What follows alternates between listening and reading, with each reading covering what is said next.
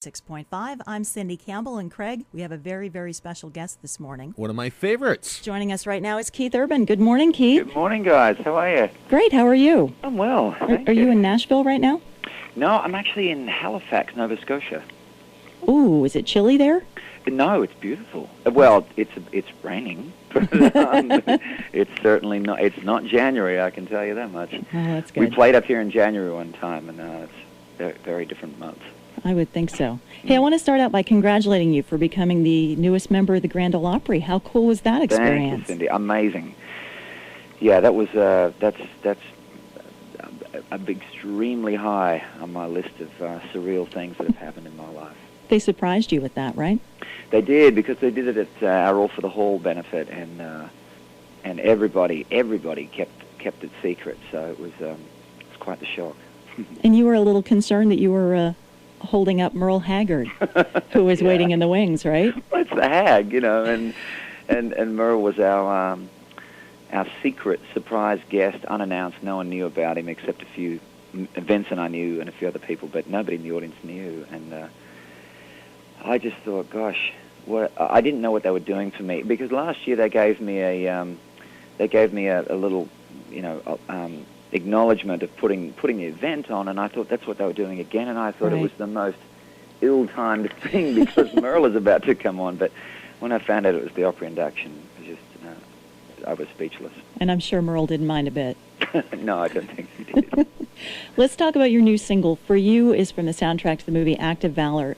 Tell me about the experience writing such a powerful song. Well, my co-writer, Monty Powell, and I were approached by the filmmakers, and they came down last year, actually, and played us the film long before it came out and said, could we write a song for inspired, you know, by the film and for the film. And I loved doing that. I've never done that before, and they loved the song and put it in the film. And then the next thing we know, they said, well, we'd like to do a video as well. And then some radio stations asked if we could release it as a single. And you know, from what we thought was just going to be a song in the film, it just really took a life on its own. And so you're doing something very special with the profits from that, right?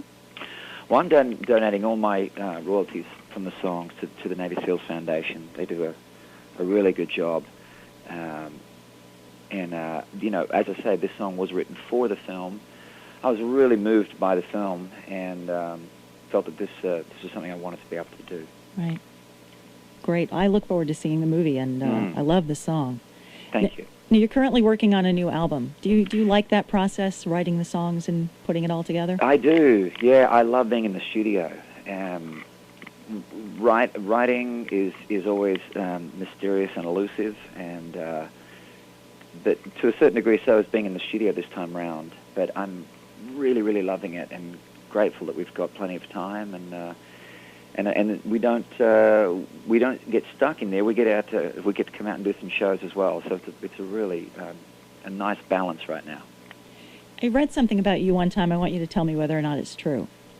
I understand that when you're writing, your co-writers know it's time to take a break when you start rejecting everything. They said when you get hungry, you don't like anything.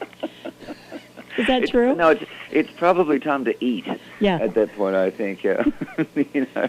That's what they said. They said when you get hungry, you don't like anything. No. Just a lot of people like that. I think it's just see the time to take a break. Well, writing is just such a strange thing because it can come very, very quickly, or it can be just incredibly arduous and painstaking. And it's in those times of it being painstaking to stay in it and not want to just do something else. Right. That's kind of the discipline side of it, which goes against the grain of creativity for me, because creativity is usually just a burst of inspiration, but the craft and the discipline comes in it as well, and I don't necessarily handle that so well. Tell us about this Yahoo music video, Going Home.